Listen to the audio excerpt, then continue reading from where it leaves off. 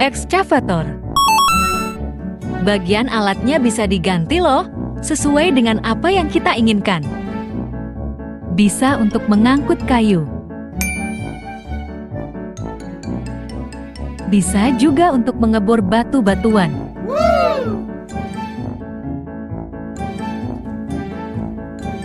Bisa maju mundur dan berputar 360 derajat.